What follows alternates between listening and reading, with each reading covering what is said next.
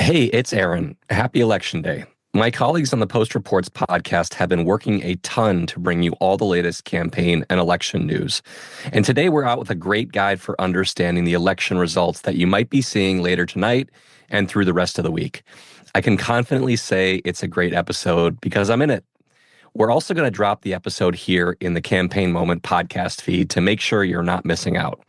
All right, here it is. You're here, one of the first people here to vote. Well, I woke up this morning and I was just like, I got to make sure I get out and vote today. Really just use that right. Before I wasn't going to vote, but a lot of my friends were just like, get out and vote, man. Like, this is important. This was big. So I'm excited. I know I was going to feel this good walking out after I voted, so.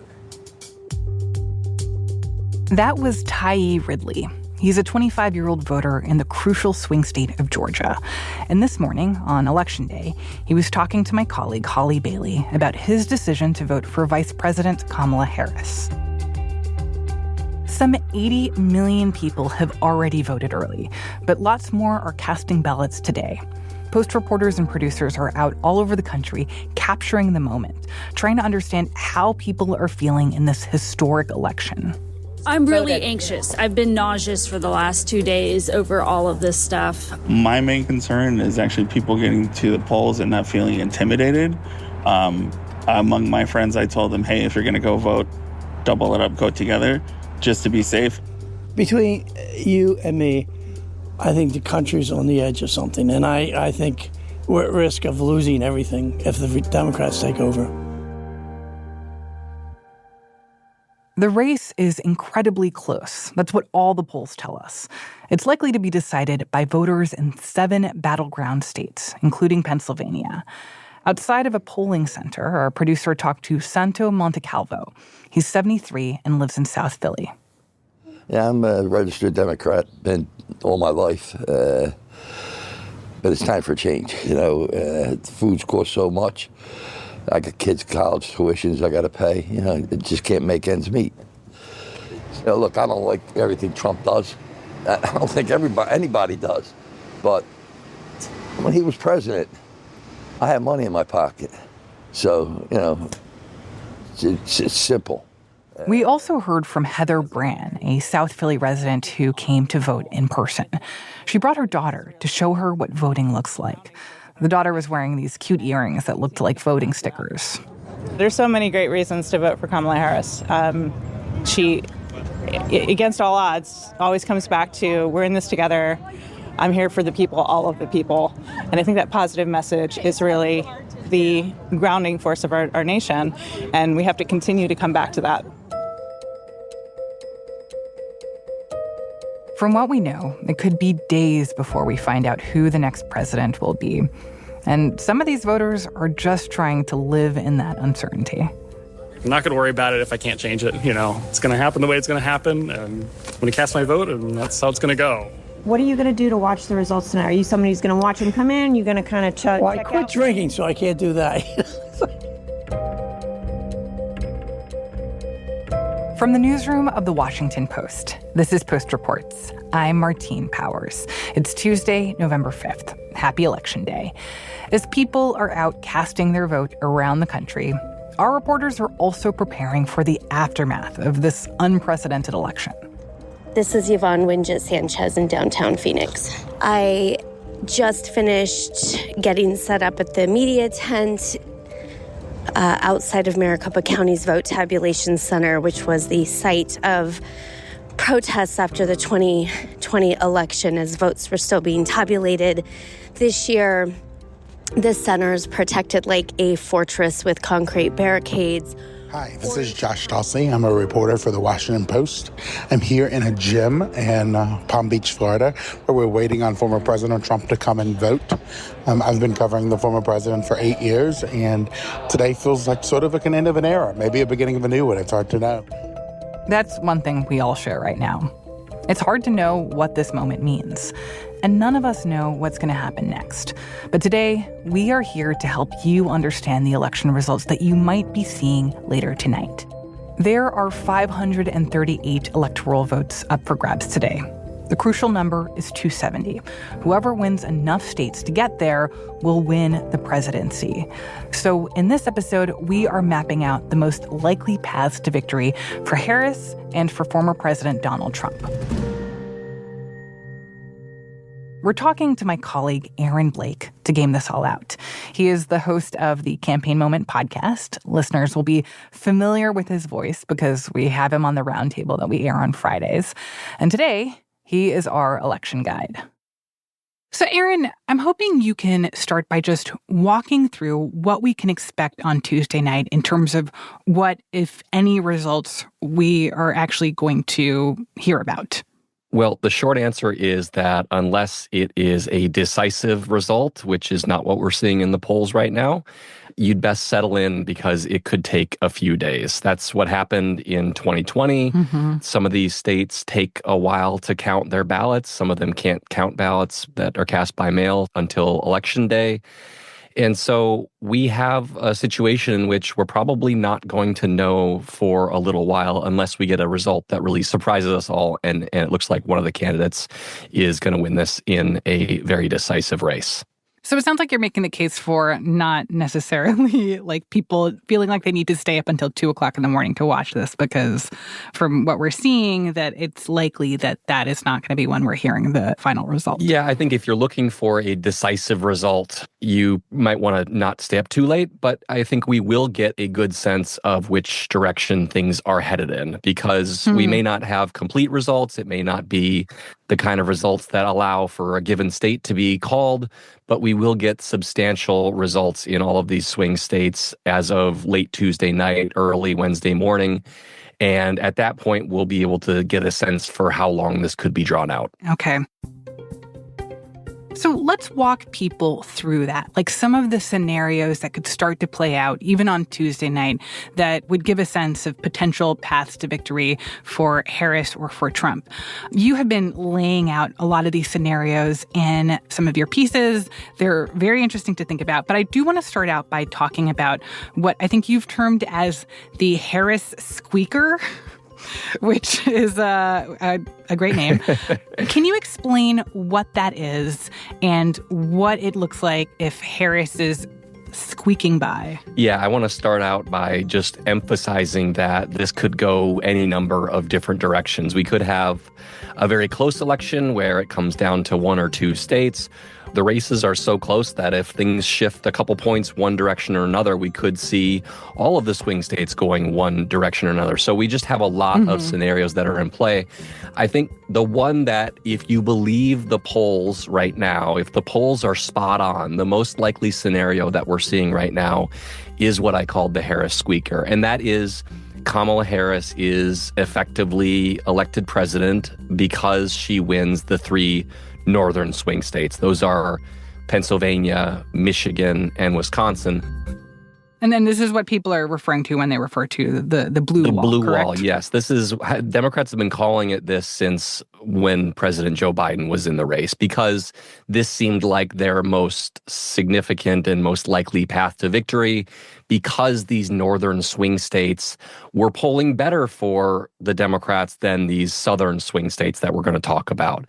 And the reason this is plausible is because Harris has at least a slight lead in all three of these states.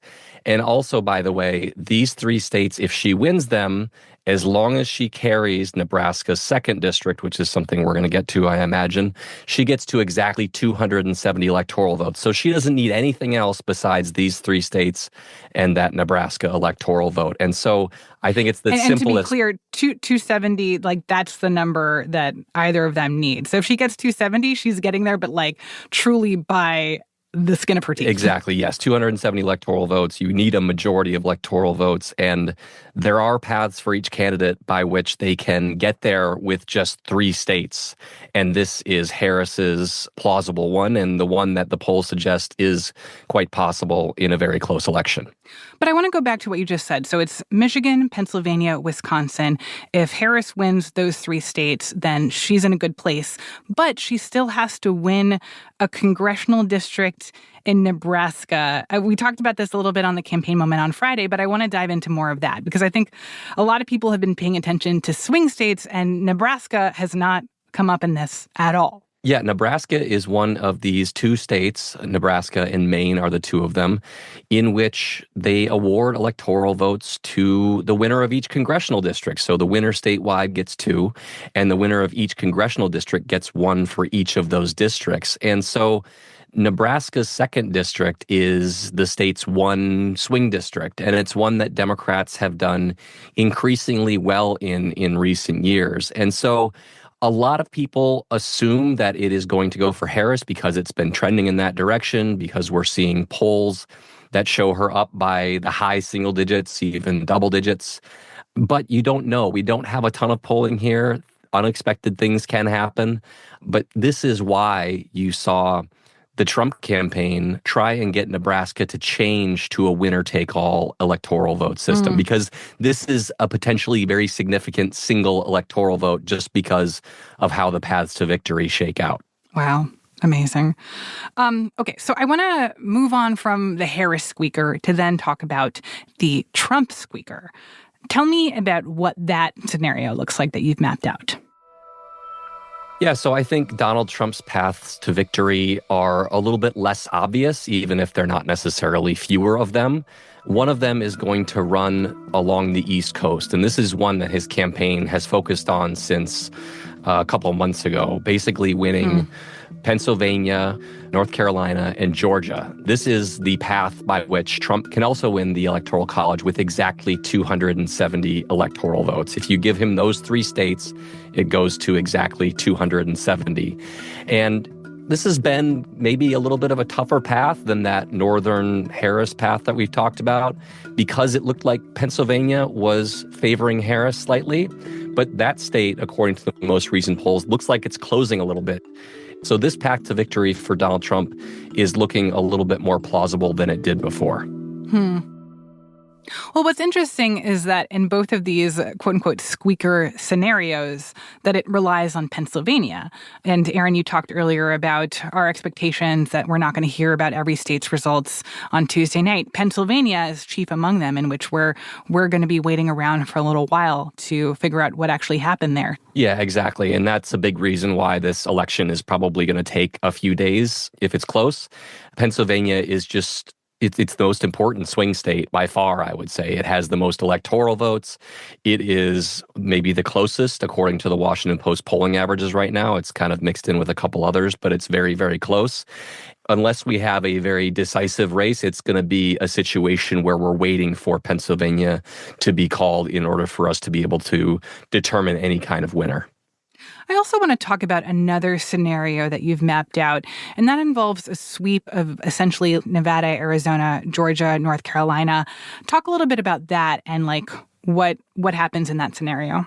Yeah, so I was talking about how Harris and Biden before her seem to be polling better in these northern states, the blue wall states. Well, the opposite has been true along the Sun Belt. The Sun Belt states we're talking about are Nevada, Arizona, North Carolina, and Georgia. And we've seen pretty much consistently throughout this race that Trump has pulled a very slight lead in those states. So this is a plausible path to victory for him. The one thing that really complicates it for him is that those 4 states, even if he swept all 4 of them, would not be sufficient for him because they have fewer electoral votes. So even if he pulls off that Sun Belt sweep, he needs to win one of those northern states in order to get to 270 electoral votes, which, raises all kinds of questions about what state that would be. But, I think the main point is that the Sun Belt could prove a significant base of support for Donald Trump on his path to victory.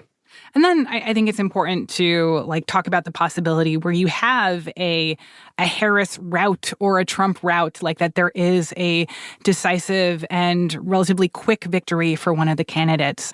Can you talk a little bit about the possibility of a overall sweep by either of these candidates and how we would be able to tell if that's happening? Yeah, I mean, the $64,000 question is whether the polls are off right now, because they have been off in the past. They underestimated Donald Trump in both 2016 and in 2020. And so you have a lot of Republicans believing that that's happening again and he's going to do better than they suggest. It is a situation, though, where the polls don't have to be off by that much for either candidate to win this race in a rout. The Washington Post polling averages have every one of these 7 swing states separated by 2 points or less. The margin of error in these polls is generally about 4 points. So these don't even have to be off outside the margin of error in order for this to be a very different race one way or another. And I think it's very much within the realm of possibility that we see one of these candidates win 6 or even all of these swing states, which is something that my colleague Lenny Bronner wrote about in recent days. So I'd encourage people to check that out. I need to emphasize that even if somebody sweeps all 7 of these states, it's not like it would be a landslide election. It would just be a very close election that broke one way or another in a very decisive way. And I just want to talk about this route possibility for 1 second more, because we've seen some polling in the last couple of days that have gotten Democrats in particular excited that, like, maybe there is a route to come for Kamala Harris. And specifically, this is a poll from Iowa, which was confusing to me because obviously Iowa is typically considered a red state and is not on the list of swing states that we've been paying attention to. I mean, in my mind, Iowa kind of ceases to be relevant, like directly after the primaries. But can you talk through what this Iowa poll is and why people have been talking about it? Yeah, so a big reason that people have been talking about it is that it showed something far outside of what anybody expected. And to be clear, this was a Seltzer poll that came out on Saturday. Correct, yes. Jan Seltzer, who's a longtime pollster based in Iowa. You probably heard about her, during the caucuses when her poll is kind of the gold standard, or at least viewed as the gold standard poll. But she comes out with a poll shortly before the election. It measures Iowa's electorate. And as you mentioned, Iowa is not a state that anybody has their eyes on. It's gone reliably red in the Trump era. But it showed something very interesting, which is that Harris led by 3 in a state that Donald Trump won by 8 points in 2020. So that's a big shift from 4 years ago in a way we simply haven't seen in any other polling. And so there is a big question about, does this really kind of strongly well-regarded pollster know something that other pollsters don't? Does this signal some kind of a strength in the Midwest that other polls aren't necessarily picking up on? And we don't know the answer to that question. But if you're a Democrat and you see that, and you've been doubting that this race is necessarily as close as the polls suggest, it gave a lot of people some hope that maybe we could see something a little bit different than the polls have been suggesting for a long time. After the break, Aaron walks us through one last scenario for an outcome to the election: a tie. We'll be right back.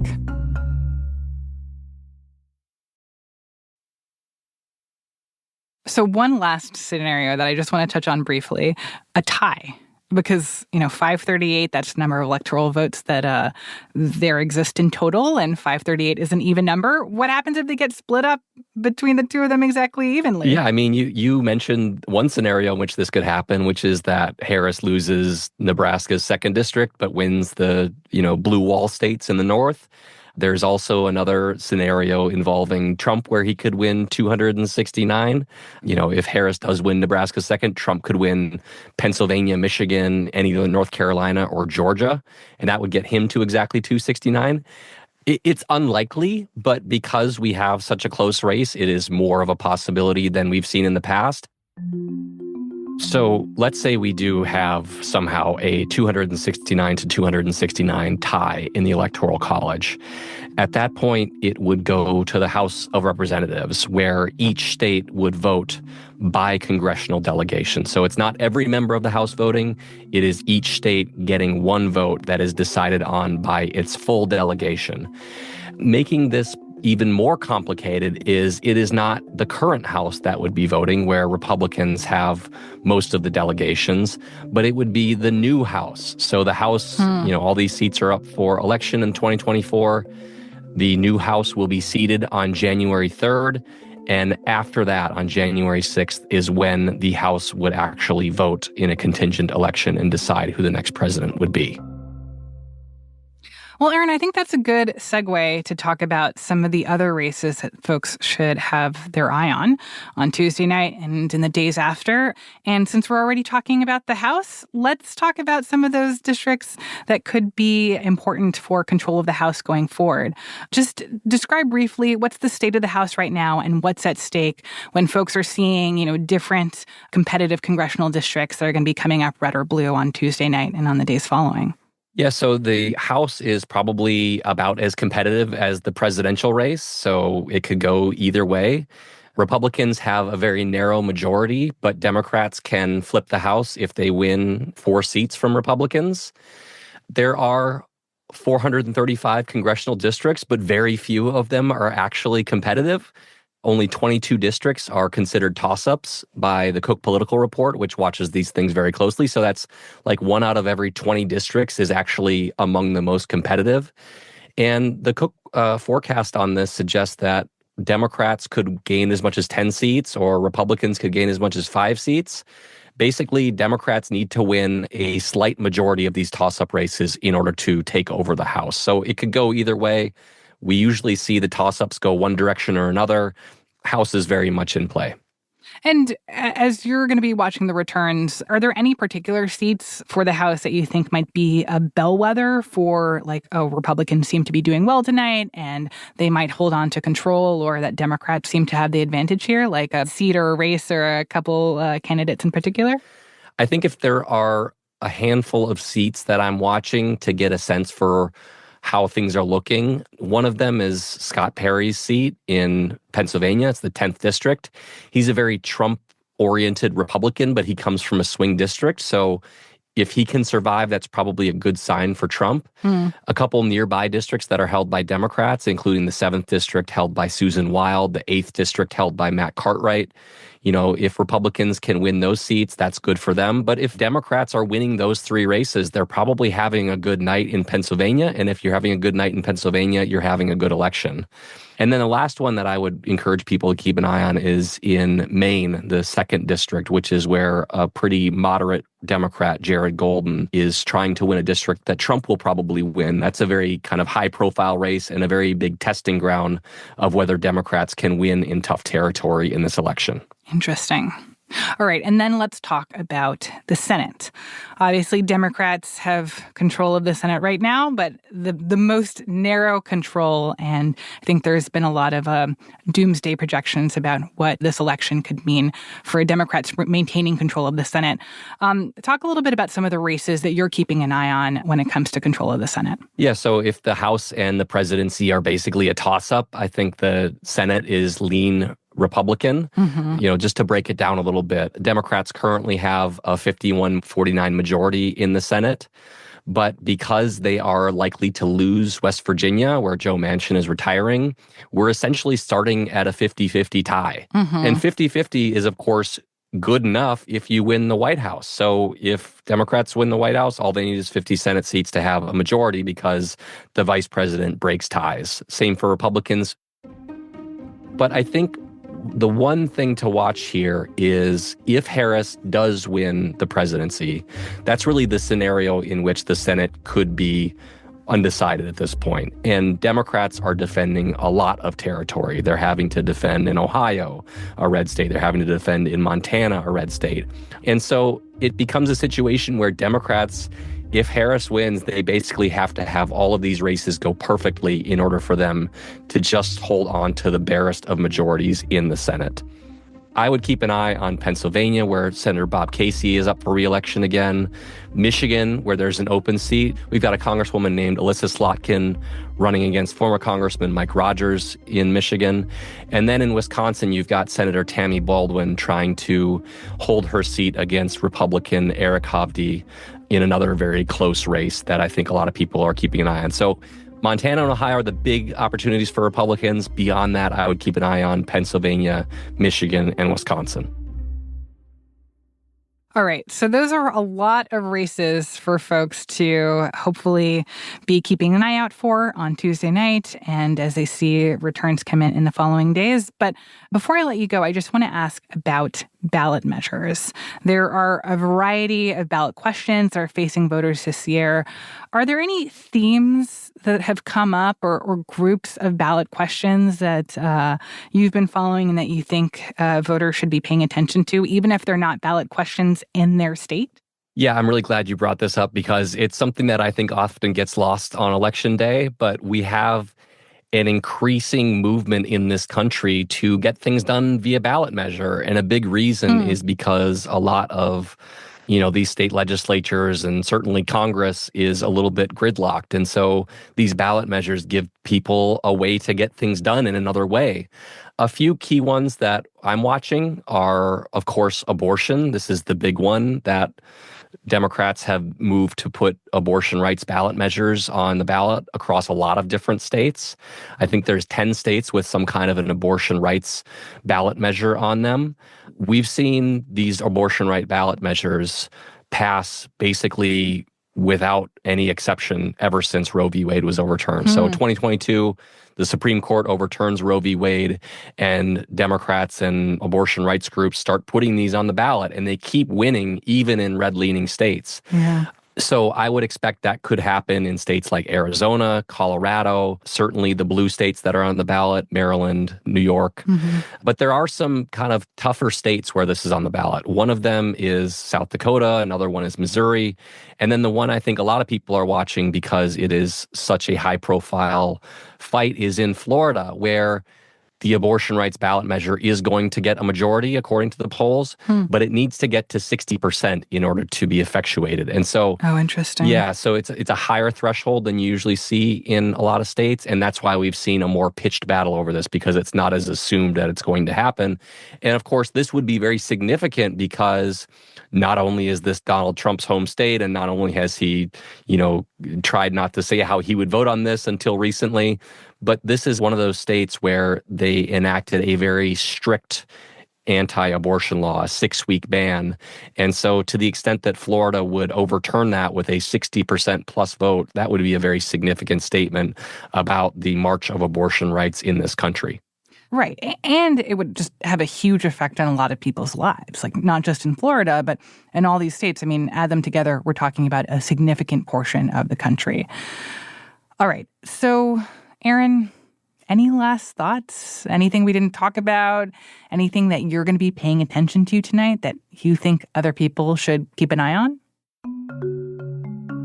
Yeah, I think that we all have our eyes not just on the election results, but what is happening related to them. So are we seeing unrest at the polling places? Are we seeing poll workers be harassed? Certainly, we're all watching to see how Donald Trump and his supporters regard these election results, particularly if Donald Trump loses. We saw after the 2020 election, the Republican movement overwhelmingly lined up behind Trump's false claims of voter fraud and a stolen election and things like that. The party is very much inclined towards those things, but it's a different situation now even a little bit because this is so much more ingrained. Before the 2020 election, Republicans were more concerned about voter fraud, but it hadn't become so central to the party's identity in a way that it is now. And so we're all looking for ways in which this could manifest itself on Election Day, in the days afterward.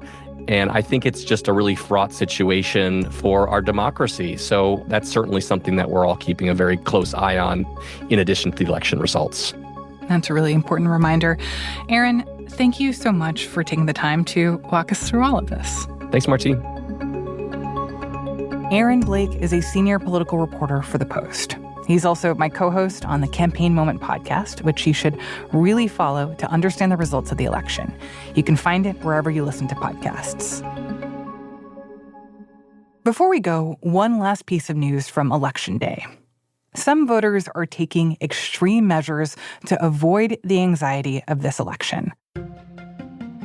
Yes, I know that we're all feeling the stress, but one of our colleagues has tracked down folks who have gone to extraordinary lengths to avoid engaging with politics today. Think people fleeing to the woods, locking away their phones, stocking up on cannabis, trying out hypnosis. There's even one woman who strategically timed her colonoscopy to take place today. That is real commitment. If you're listening to this now, it is probably too late to schedule a procedure that will leave you sedated for election night. But we do have some tips on how to manage the stress and uncertainty of this moment. You can find the link in our show notes and at postreports.com. That's it for Post Reports. Thanks for listening. The Post is bringing you wall-to-wall election coverage today, so keep a lookout on WashingtonPost.com for any and all updates about the results. We've got a live show you can watch on YouTube later tonight. We've got an elections dashboard updated with the returns from each district as we get them. And of course, we've got podcasts. We'll be dropping a show very early tomorrow morning with the latest on what we know, so listen out for that. Today's show was produced by Ariel Plotnick and Emma Talkoff. It was mixed by Rennie Svirnovsky and Sam Baer. It was edited by Rena Flores, with fact-checking help from Lucy Perkins. Thanks to Mary Jo Murphy, Jenna Johnson, Kathy Decker, Susan Levine, and the whole slew of Post reporters around the country covering this election on the ground, including Laura Benshoff, Holly Bailey, Yvonne Winjet Sanchez, and Josh Dossie. I'm Martine Powers.